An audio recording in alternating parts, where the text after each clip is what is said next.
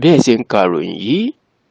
àṣírí tí àwọn tó súnmọ́ àwọn gómìnà mẹ́rìndínlógójì ìyẹn 36 governors tó wà lórílẹ̀‐èdè yìí tí wọ́n tún fún tẹlifíṣàn Yorùbá Tòótọ́ ni pé wọ́n ti múra ìpàdé ètò ìṣẹ̀ṣẹ̀ kó jẹ́ kọ̀kọ̀ àbí gbangba o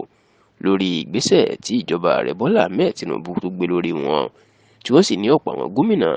nínú Tinubu ń bí wọn gidigidi tí inú wọn ò sì dùn sí ààrẹ náà rárá àti rárá.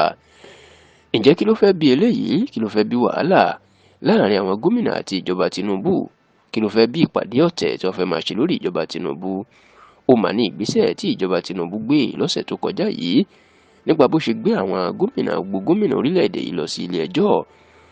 tó sì jẹ́ kó dìímọ̀ pé òun fẹ́ fún àwọn ìjọba ìbílẹ̀ yan local government, òun fẹ́ fún wọn lómìnira kúrò lábẹ́ àwọn gómìnà. Ẹ rántí pé lógúnjọ́ oṣù karùn-ún tá a wà yìí tí í ṣe ọjọ́ ajé ọjọ́ Monday ọ̀sẹ̀ tó kọjá, ìníjọba Tinubu nípasẹ̀ agbẹjọ́rò ìjọba Nàìjíríà tó tún jẹ́ mínísítà ètò ìdájọ́ ìyẹn amòfin Lateef Fagbemi ni ló máa gbé àwọn gómìnà ló gbé wọn lọ sí ilé ẹjọ́ lórí wípé wọ́n ti kó àwọn ìjọba ìbílẹ̀, wọ́n ti kó wọn sí àpò, wọ́n ti kó wọn sínú oko ẹrú, wọn kò sì jẹ́ kí wọ́n ríṣẹ́ ṣe. Ìjọba Tinubu ní àwọn fẹ́ kó jẹ́ wípé gbogbo owó táwọn bá fi ránṣẹ́ sí ìjọba ìbílẹ̀ tó súnmọ́ aráàlú jùlọ, àwọn ò fẹ́ káwọn gómìnà ká máa tọwọ́ bọ̀ mọ́ tàbí kó jẹ́ pé àpò wọn ló ń dé sí. Wọn láwọn fẹ́ kó máa lọ tààrà sápò ìjọba ìbílẹ̀ àti lọ́wọ́ àwọn alága káńsù. Èyí nìkan kọ́, wọn láwọn ò tó fẹ́ kí àwọn gómìnà ká máa yan àwọn tó bá wù wọ́n gẹ́gẹ́ bí alága sí ipò, pàápàá àwọn alága fìdíhẹ tó ń pè ní caretaker chairman. Bẹ́ẹ̀ ni wọ́n tún ní yàtọ̀ sí eléyìí àṣà tó gbilẹ̀ láàrin àwọn gómìnà tó jẹ́ pé àwọn ló ń ṣe ètò ìdìbò àwọn alága káńsù tó jẹ́ pé ẹni tó bá ti fi síbẹ̀ ló gbọ́dọ̀ wọlé dandan. Wọn láwọn ò fẹ́ rú eléyìí mọ́, èèyàn pé wọ́n fẹ́ kí ìjọba ìbílẹ̀ kó gba òmìnira pátápátá lábẹ́ àwọn gómìnà èèyàn tí wọ́n ń pè ní local government autonomy. Ẹ rántí pé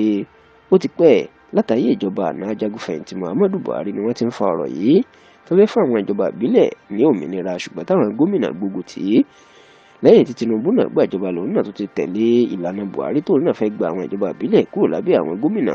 nítorí pé ó ní yóò mú ìdàgbàsókè ńlá bá orílẹ̀-èdè yìí, nítorí pé ìjọba ìbílẹ̀ ló súnmọ́ àwọn mẹ̀kúnnù jù. Ṣùgbọ́n èyí táwọn gómìnà kò fẹ́ gbà, nígbà táwọn gómìnà ò fẹ́ gbà lẹ́rọ̀, ní Tinubu náà mú lílẹ̀ tó ti gbé wọn lọ sí ilé ẹjọ́ tó ga jùlọ Supreme Court pé kẹ́mọ̀ ń dájọ́ pé àwọn ìjọba ìbílẹ̀ wọn ò ní sí lábẹ́ àwọn gómìnà mọ́. Ṣáà o, tẹlifíṣàn Yorùbá Tòótọ́ gbọ́ pé àwọn gómìnà Nàìjíríà ń bínú gidigidi sí Tinubu o. Bẹ́ẹ̀ ni wọ́n ti ń bára wọn sọ̀rọ̀ lábẹ́lẹ̀ láti pe ìpàdé lórí ìgbésẹ̀ tí wọ́n yóò gbé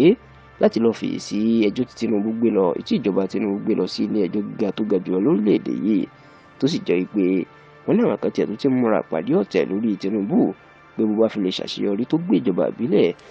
táwọn ti ń rí owó, táwọn ti ń rí kómì tó gbé kúrò lábẹ́ àwọn, ó ṣeé ṣe káwọn náà takò lásìkò ìdìbò sáà ẹlẹ́ẹ̀kejì tó fẹ́ ṣe lọ́dún 2027.